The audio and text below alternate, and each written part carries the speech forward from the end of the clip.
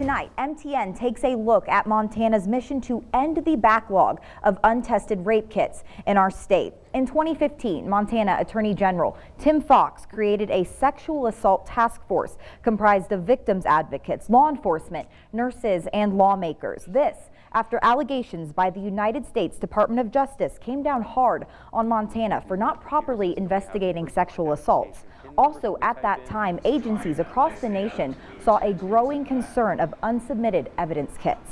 MTN is now checking up on that promise to end the backlog. Andrea Lutz has been diving into this issue. She joins us now for a preview look at the story. Thank you for being with us this afternoon, Andrea. Well, thanks for having me, Evie. So first question for you, has Montana actually ended their backlog of untested rape kits after establishing that task force? Well, that question's pretty heavy, and the short answer really is, you know what, yes, they have, but long term, that's really yet to be determined. Through this process, the state of Montana was able to take 1,252 untested rape kits into their facilities, and those rape kits really came from police stations and evidence lockers, sheriff's departments across our state, all of them just sitting there for years, some of them sitting there back 30 years from the 70s and from the 80s. They were able to take all of those and bring them forward and send them collectively to a crime lab out of state and get them tested.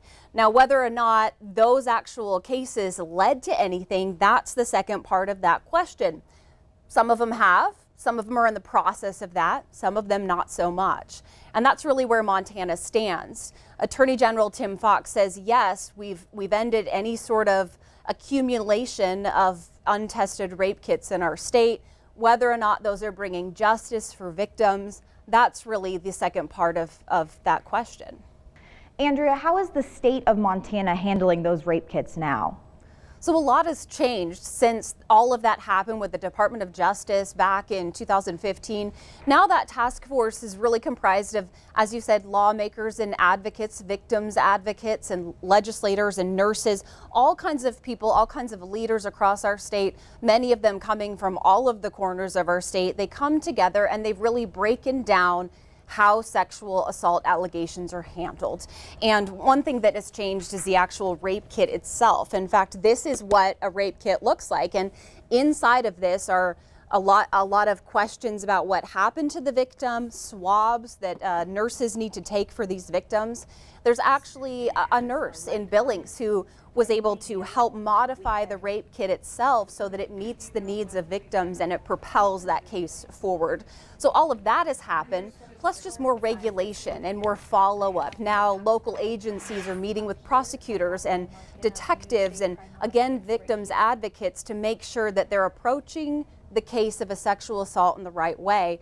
And a lot of that information now coming back from the rape kits that were originally untested, now they're getting tested, and now that's adding a new element to things. Some of these cases were cold years ago. Now they're presenting themselves with new suspects in front of detectives, that allowing an entire team of people along with that victim to really move forward. So a lot has been accomplished. If you ask Tim Fox, he would say a lot has changed when it comes to sexual assault allegations and how they're handled.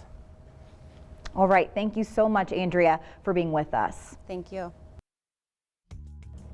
Ending the Backlog premieres tonight at 9 o'clock on our MTN statewide news on the CW.